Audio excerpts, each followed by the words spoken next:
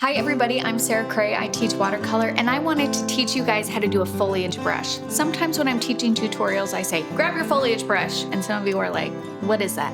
So I'm gonna show you how to do it. A foliage brush is something that I created on my own. I ruined one of my favorite brushes on accident with masking fluid and I kept it for years because I was devastated and I didn't know how to fix it. And then one day I let intrusive thoughts win and I cut it up and voila, a foliage brush. And it's actually one of my favorite mark making tools when I'm doing landscapes. So I want to show you how to create your own. Okay? Let's go. All right. So if you're not sure what I mean by foliage brush and the marks that it makes, this entire section of foliage was created using this foliage brush. Okay. So it's an excellent way to add textures and different marks that really mimic tree and leaf and bushes and all of that kind of stuff for your paintings. Okay. So the first thing that I'm going to do is I'm going to grab a round brush. Now you can use any size round brush and also use a cheap brush, cheap or ruined. Okay. Don't take one of your $60 quill brushes and cut it up. Please don't do that. Don't do it. So here I have just a gold Taklon Royal brush. I think this brush is like $1. And this is a 10. And what you're going to do is grab some scissors. Now, the best part about this is like, you know how you want to cut your bangs? And you never should, okay? Don't do it yourself. Don't. When you see those videos of like how to cut bangs and you're like, that looks so easy, I can do that. Don't do it. It's not easy. It never turns out. I've learned from personal experience. But you're going to take that energy into cutting one of these brushes, Yes, okay? yes. So I'm going to take my round brush. I'm going to spread out the bristles. So it's kind of shaped like a fan brush, like this.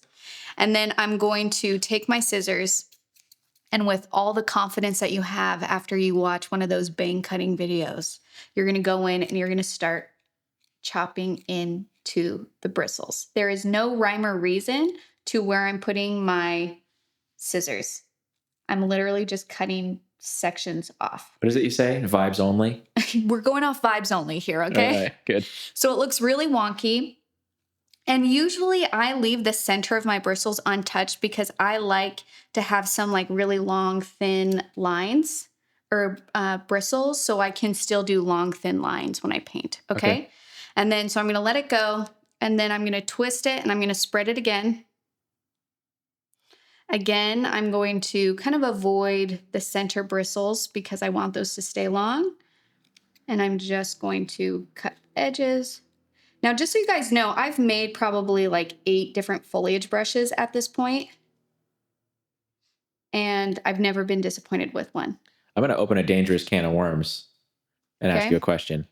Did the nicer brush make a nicer foliage brush, or can you tell a difference?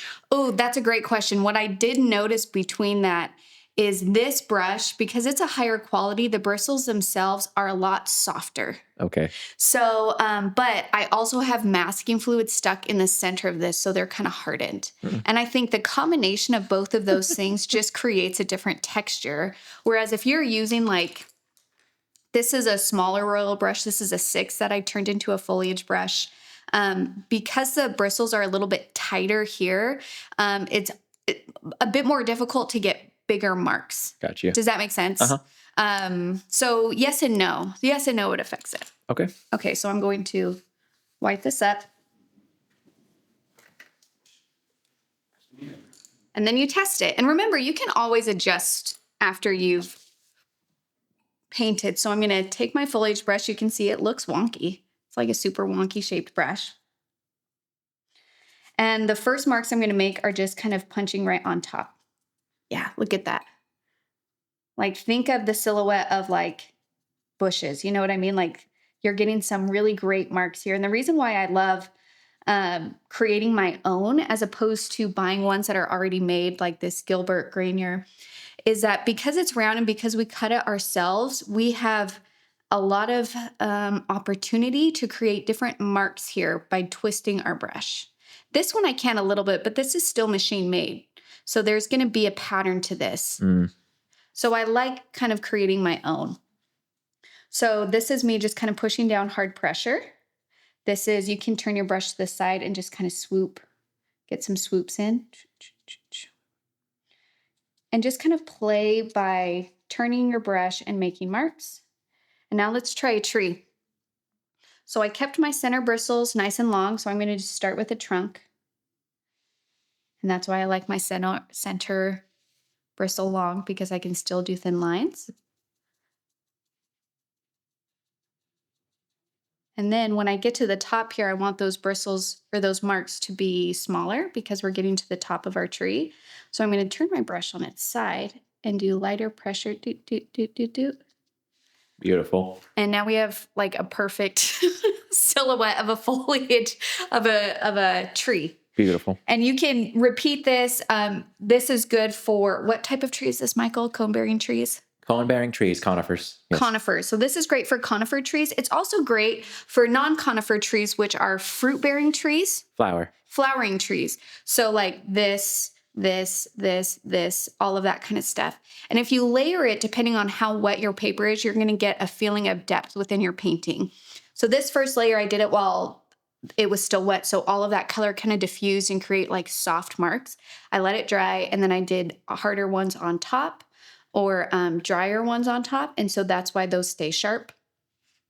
So basically, you can create some really amazing looking, realistic foliage very quickly when you have the right tools. Okay? All right. Sounds great. So hopefully with this, you can take a cheap or ruined brush, have a little bit of confidence, just cut it up and see what kind of marks that you can make. Remember, if you try it and you're not seeing really interesting marks, you can cut it up more if you want.